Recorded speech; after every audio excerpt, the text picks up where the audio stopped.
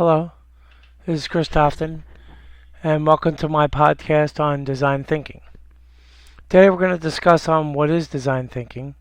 As defined by Mandy Demetrius, designers use particular ways of thinking to create innovative new products and design solutions to challenging problems. As educators, we can learn a lot from the way designers think. So, what is design thinking? So it's a solution-based approach to solving problems. A way of thinking and working and supported by a collection of strategies and methods.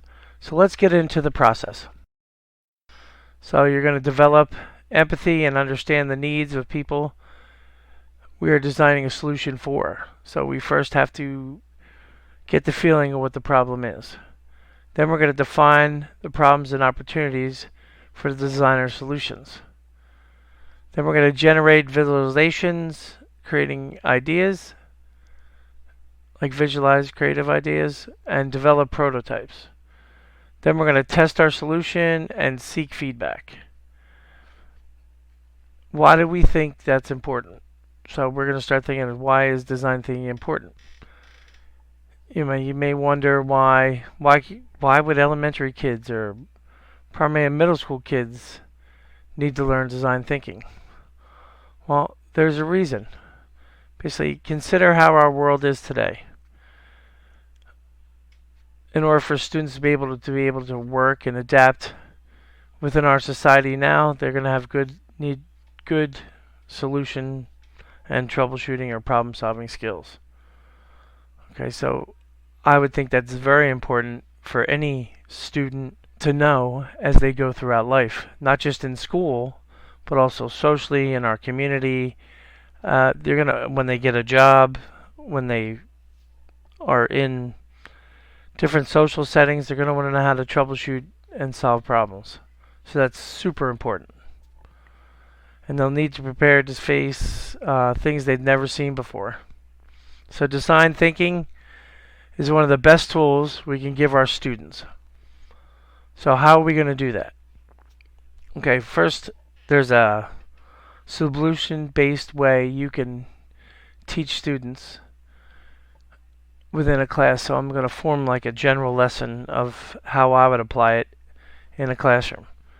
For example, your design thinking, basically you can do it with or without a lab, I would think.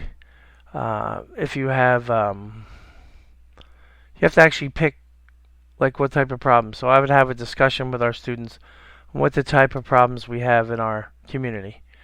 Good example of a problem I've had a discussion in I think it was a 4th or 5th grade class recently is we have problems living in Queens and our sewers flood. And I said, well, why do you think our sewers flood? Well, our sewers flood because sometimes garbage or debris or plastic bags or, think about it, cigarettes, anything, any type of debris that comes out of a garbage can or is thrown on the street. There's a lot of reasons. Plastic bottles.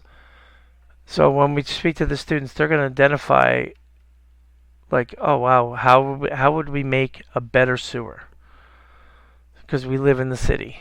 So there's our first start. So now we have our problem. And to maybe establish the discussion of sympathy is what happens if we don't fix the sewer problem.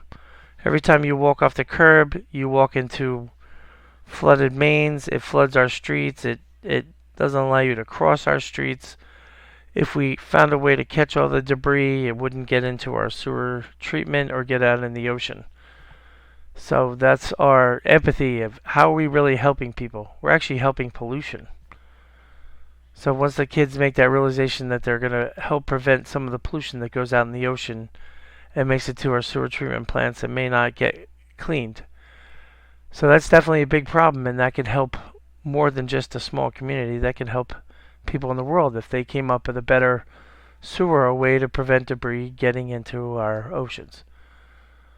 Okay, so now once we've developed the empathy, I would actually move on to the next part where they're going to want to, depending on how many students you have, they may want to generate a visualization, a creative idea, maybe give them a big board or give them a tablet or something to draw on.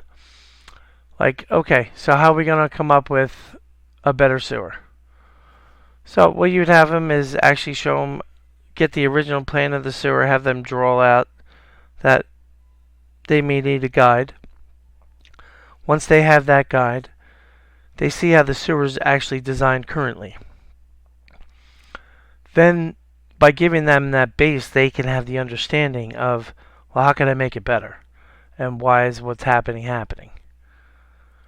So then they can generate or visualize it by drawing either on a board, on a whiteboard. You don't have to specifically have a computer. If you have computers or iPads, they could use a 3D drawing program. You could use. Let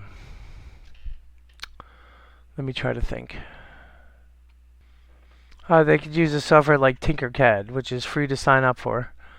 So when they sign up for Tinkercad, basically, when they sign up for an account, it actually has pre-designed squares, circles, any different types of lines. It also has pre-designed pieces of like walls or bricks, and they could actually use that to draw the pieces of the sewer. And once they draw the pieces of the sewer, they can add how they would add the solution to the sewer. I would make it even somewhat of a competition, because I know kids sometimes like a competition between each other, like a friendly competition where they could maybe win a prize, or like win a prize to go out on a boat in the ocean, where if you could get that type of permission, and they could see the debris they're preventing from going in the ocean, or just have someone who comes in that does that and do a presentation and give them the videos, or even a pizza party, anything like that. So once the children have generated visuals, what I would do is have them develop a prototype. So they could draw the prototype in the 3D program. So now you're still using the same program, or they could develop a prototype either drawing by hand, or they could actually come up with you could use paper, cardboard. One thing you could really use, you could use business cards that someone's not using anymore, and cut them up and tape them together. There's many different ways to make a prototype depending on the cost, and we don't want to spend a lot of money if there's not a lot of money available. I just think that would be a great way to do it. I've seen a prototype built with old business cards and pieces of cardboard cut up, and that's how the children came up with their prototype. Then once they have their prototype, what they could do is you could get like a bucket of water, or a box that can hold water, and you could actually see if they have debris in water and pour it on it to see if it stops it from going through the sewer. That would be a good way to test it. And if it does work, that'd be great. That's a good test, and that's a good solution. Then you want them to troubleshoot or identify the problems of the prototype. So they're probably going to have to test it more than one time. I would say I've seen 3, 4, sometimes inventions, it could be tons. Just have them troubleshoot to the point where they can have the ability to identify the problems and correct them. That's why sometimes I suggest a 3D, is because you don't have to keep cutting and pasting. 3D, you can just erase and make adjustments. So that might help as well. And Tinkercad's free, so if you have access to the computer with groups, you could have at least one person doing the drawing and the rest of the groups giving the ideas. So once they've tested it and then they think that it works, they could seek feedback from another group and see if it actually works, or seek it from another class to get feedback of that, how they think the design is. And then after they've actually come up with that, you could actually have the pictures of each prototype up there, and everybody could vote for their, which one they think's the best.